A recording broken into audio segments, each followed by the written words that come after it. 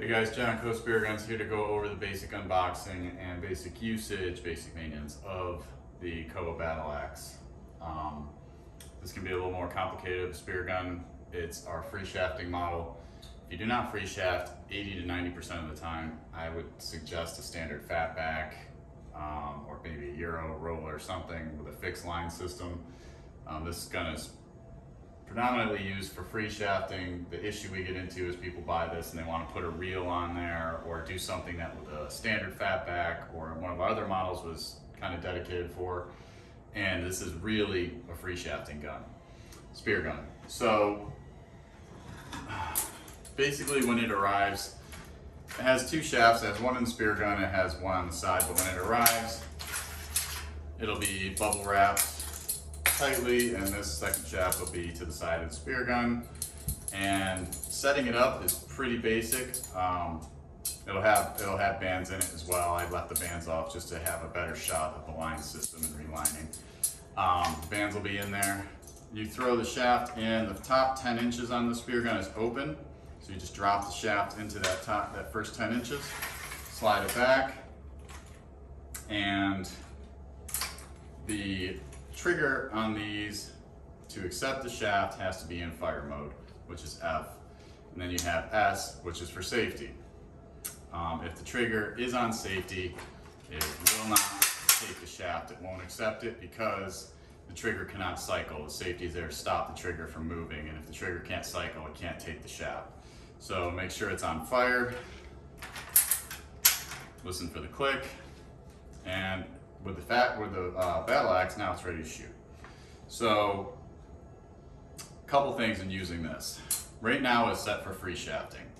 On free shafting, the line is stowed away, and you can pull the trigger as many times as you want, and the line will stay on the bottom of the spear gun. Now, when you want to line shaft this gun, say you're free shafting mangroves and a nice grouper comes up and you need the line shaft, then you'll notice this sits on a post back here. The ring does, the slide ring. And the most important part is you'll notice that mono loop on the slide ring holds the line release back. This is important because once that's off, now the line release can move. It's loaded, so right now when I take this off, the line release will stay in the back position. But you pull this off, and once you get good at it, you can take this, skip off, and the bungee is measured out to where the line or the slide ring goes over the tip of the shaft, slides down, and has just enough tension on the muzzle to shoot a line shaft. So now you have your line shaft for whatever big fish just swam by, and now you can shoot it with a line shaft. You don't have to worry about losing your free shaft. So now it's on fire. The mono takes off when you pull the trigger. So mono takes off, slide ring catches at the shark fins here, and you have a line system. Now reloading. You can reload it with the line system still on there, with the slide ring still on there. It'll just slide at the muzzle. You reload it. And if you want to keep the line system on and keep shooting with this, that's fine. You just go down, keep that on, start on the non-bungee side, the hard side that's fixed mounted to the line anchor. Start with that, go down to the line release, up to the line anchor. And then just like with our standard models, take two fingers, go over the line release, and now you have, make sure this is on the bottom too. Now you are ready to shoot with the line system. Now if you don't want to use the line system, you want to go back to free shafting, you go back to shooting smaller mangroves, hogfish, whatever. Take the slide ring off, and you will notice the spear gun has a post a certain distance, about a little more than halfway up the spear gun. So you take the mono to that post, that's your fulcrum point, and make sure you go around with the mono loop that goes through the slide ring. You go on the line release, or even easier is putting it on the back post first like that. Take them both and then slide the slide ring down, and now the line release is in the stowed back position. And you can pull the trigger as many times as you want, and the line release will not let go of the mono. So that's part one. Now using the spare shaft. The spare shaft, you don't want to just yank it out like this. You'll end up ripping the butt or the gun butt, or you'll end up breaking the muzzle mounted clip. You want to go out away from you, which it's tight, which you want it that way. It gets a little looser when it gets in the water. And then use the force against the spear gun and pop the shaft out. That's the easiest way to do it without breaking anything. Now putting it back, you'll notice there is a little notch out of the top of the gun butt. You can put the shaft back in, all the way down to that notch.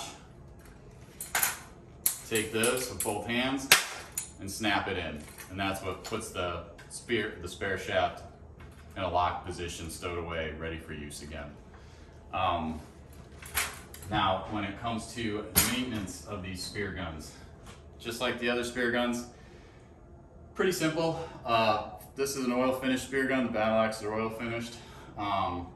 Give them a good freshwater rinse, and anything metal, give it a good freshwater rinse.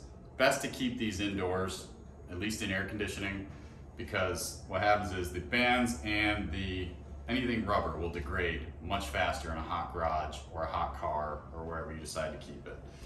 So if you want them to last, another thing you can do is also throw the bands in the fridge. Some people do that.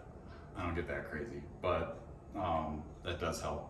So then after the freshwater rinse the shaft off, keep it on the spear gun until it's dry.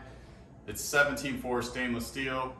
It might surface rust if you trap salt water or any water on it, but I'm talking minimal. It's not like carbon steel. And then give a shot of water down the track, run it right into the mech for 30-40 seconds. Just give it a good rinse out of there, and that'll give you more longevity out of this gun than anything. Just that basic maintenance. Now, another thing about the Battle Axe is I get this question a lot. What is this plate for back here? Now, this plate in the back has 4 ingots of lead in it, and it has a bigger opening in front. Now, it's just these 2 screws that hold it on, but inside you'll see 4 ingots of lead in the back that we put in there, and then you'll see a pocket, and that pocket is for if you want to use loose lead, like lead shot or lead out of a dive weight or anything like that. It adds a couple more ounces, and that's if you want the back of the Battle Axe to be really rear heavy, which a lot of people do. They want it to sit up like this in the water column, and they're all different in terms of buoyancy. That's just the nature of wood, but they're all pretty close. But that's there for that. It's like a variable ballast system. Take that off if you want to add more lead shot into the pocket in there. So that's pretty much it for the Battle Axe. Some people request extra shaft holder. If they want to put the 3rd shaft, you can order the front clip, same clip here. You just put it on, just mirror it on the other side, and then you can put a 3rd shaft on the spear gun, because the gun butt does have holders for 2 spare shafts. I will eventually do another video on how we oil these spear guns. We use tongue oil. We use 2 different oils, but the main one, if you want to do it yourself, is you can use basically Scotch-Brite pad and tongue oil, and I'll do a video on it, but you can strip the gun down, make it look brand new every year. So that's the benefit of the oil finish, is you can maintain it yourself. If you have any questions, you can email me, John, JOHN @koahspearguns.com, or give us a call. Numbers on the website. Thanks, guys.